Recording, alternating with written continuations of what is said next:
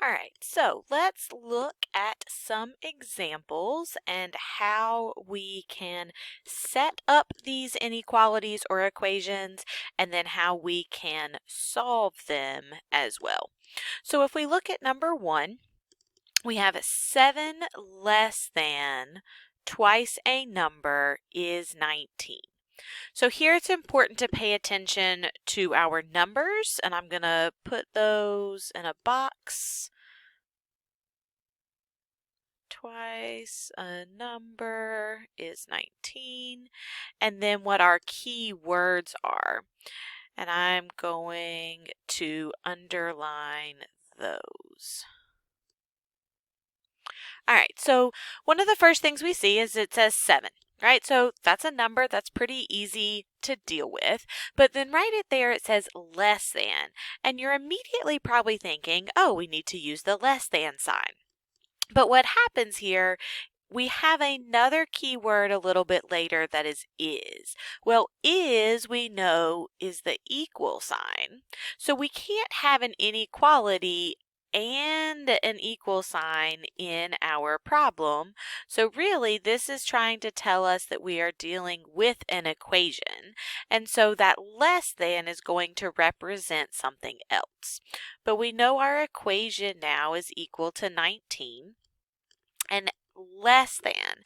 This less than here is now going to be implying subtraction. Because I've got something less, I'm getting rid of something. So what we have to try and figure out now is, does the 7 go first or the twice a number go first? So 7 less than, that means I'm losing 7 of something.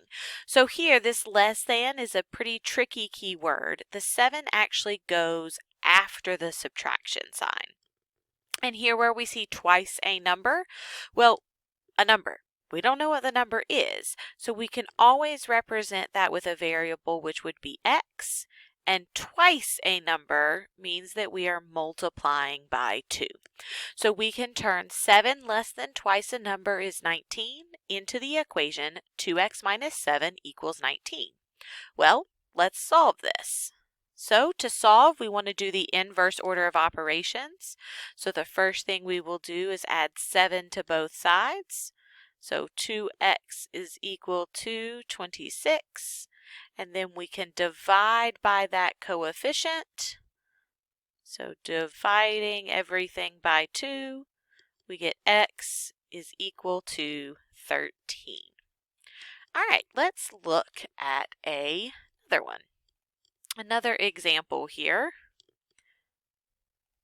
We have 8 decreased by 3 times a number is at most 2.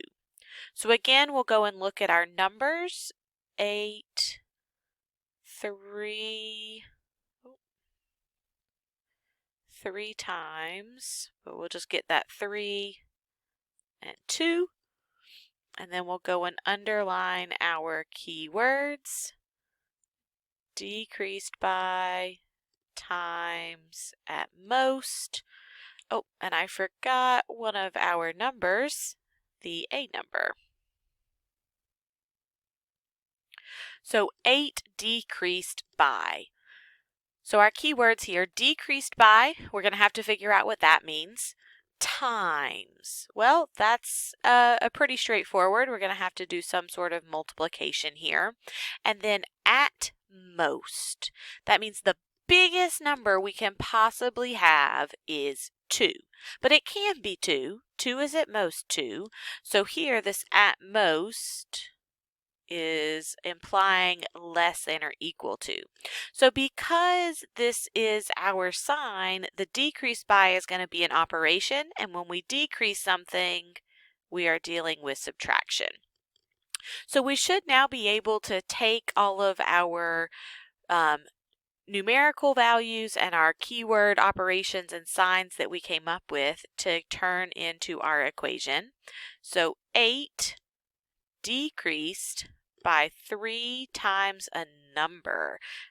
Again, that number is a variable, So we can say 3 times x, or just 3x.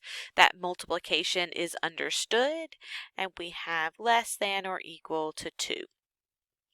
Again, if we want to be able to solve this, we're going to do inverse order of operations.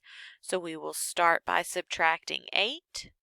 So negative 3x is less than or equal to negative 6.